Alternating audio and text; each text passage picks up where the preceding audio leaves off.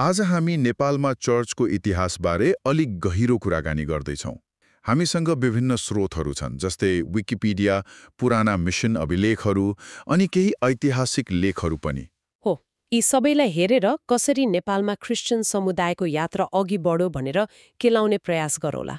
हाम्रो उद्देश्य चाहिँ यो समुदाय कसरी एउटा बन्द राज्यबाट सुरु भएर आजको अवस्थासम्म आइपुग्यो, त्यसका मुख्य मोडहरू के थिए त्यो बुझ्नु हो। निश्चय पनि यो कथा त 16औं शताब्दीतिरको पहिलो सम्पर्कदेखि सुरु हुन्छ अनि आजको जुन जटिलता छ त्यहाँसम्म आइपुग्छ। राजनीति, समाज, कानून सबैसँग जोडिएको छ यो। त्यसो भए सुरु कसरी भयो त? नेपाल सधैँ बन्द त थिएन होला नि? खै, सुरुमा त्यस्तो देखिँदैन। 1628 मा जन काब्राल भन्ने एकजना जेसुवाइट पाद्री, उहाँ तिब्बत जाँदै हुनुहुन्थ्यो, काठमाडौँ हुँदै जानुभयो। हे, अनि राजा लक्ष्मी नरसिंह मल्लले उहाँलाई स्वागत नै गरेको पाइन्छ। पछि 1661 मा त काठमाडौँका राजा प्रताप मल्लले क्याथोलिक पादरीहरूलाई बस्ने र प्रचार गर्ने अनुमति दिने वाचा नै गर्नुभएको थियो रे। भनेपछि सुरुमा अलि खुलापन थियो त? हो, केही हदसम्म। अनि 1715 तिर क्यापुचिन मिसनरीहरू नै आए उपत्यकामा, उनीहरूले काम गर्न थाले। उनीहरूले चर्च पनि बनाए? ललितपुरमा 1760 तिर होला। अनि भक्तपुरमा पनि सानो भवन बनायो। केही मतलब करिब 60 जना जति स्थानीय नेवारहरूले धर्म परिवर्तन पनि गरेछन्। तर यो लामो टिकेन भन्नुभयो? टिकेन। 1769 मा जब पृथ्वीनारायण शाहले उपत्यका जित्नुभयो, त्यसपछि परिस्थिति पुरै बदल्यो। के गर्नुभयो उहाँले? उहाँले सबै विदेशी मिसनरीहरू र धर्म परिवर्तन गरेका नेपालीहरूलाई देश निकाला गरिदिनुभयो। ए हो र? हो, यो नै पहिलो ठूलो निष्कासन थियो। यसपछि नै नेपालमा लगभग 200 वर्ष लामो बन्द ढोकाको युग सुरु भयो। 200 वर्ष? त्यो त लामो समय हो। त्यो बेला के भयो त? मिसनरीहरू बाहिरिए, नेपाली क्रिस्चियनहरू पनि बाहिरिए? हो, नेपाल विदेशी र खास गरी क्रिस्चियनहरूका लागि बन्द रह्यो। धर्म प्रचार र परिवर्तनमा कडा कानून लाग्यो।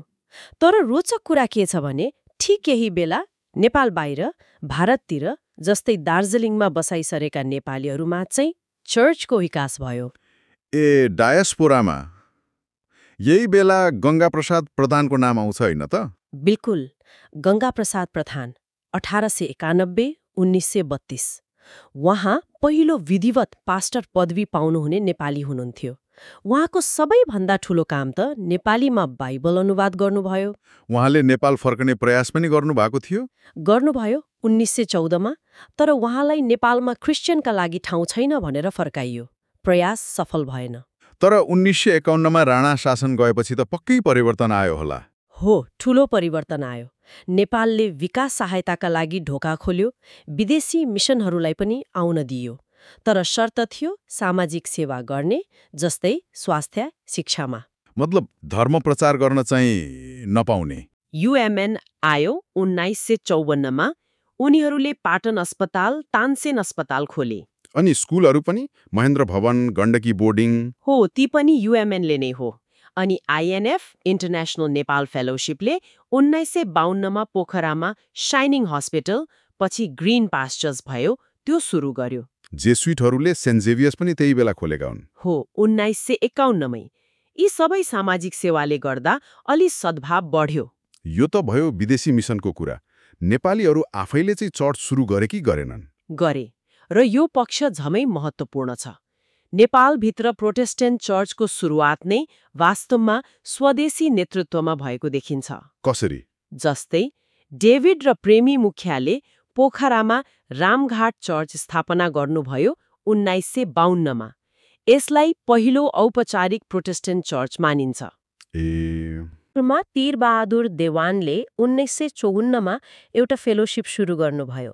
काठमाडौँमा रबर्ट कार्थक र अरू साथीहरू मिलेर नेपाल इसाई मण्डली ज्ञानेश्वर चर्च भन्छन्, त्यो 1957 मा सुरु भयो। तर कानूनले त रोकेकै थियो नि, होइन र? सजिलो त थिएन होला?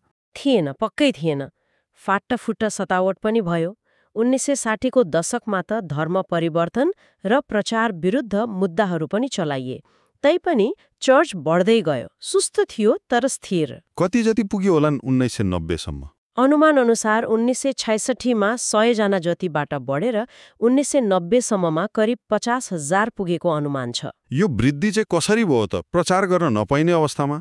स्रोतहरूले के भन्छन् भने यो वृद्धि मुख्यतया नेपाली विश्वासीहरूले नै, मतलब व्यक्तिगत रूपमा आफ्नो विश्वास बाँड्ने र विशेष गरी प्रार्थनाबाट निको भएका अनुभवहरू सुनाउने गर्दा भएको हो। प्रार्थनाद्वारा निको हुनु। यो निकै महत्त्वपूर्ण पाटो देखिन्छ।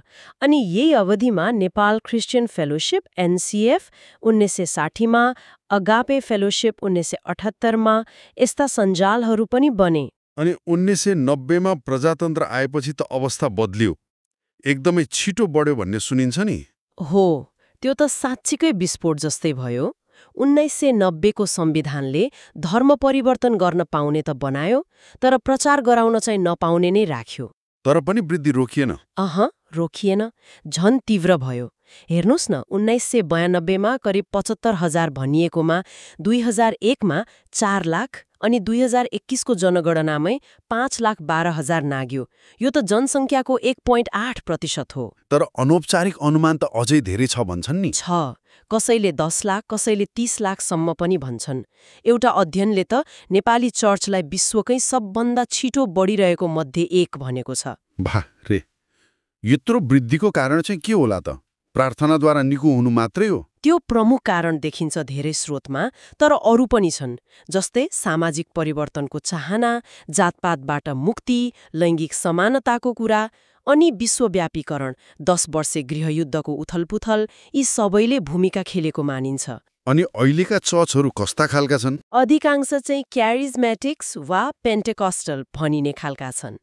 उनीहरू पवित्र आत्माको शक्ति, प्रार्थनाद्वारा निको पार्ने, कहिलेकाहीँ भूत भगाउने जस्ता अभ्यासमा जोड दिन्छन्। वृद्धिसँगै केही समस्या, विवादहरू पनि त आए होलान्? अवश्य।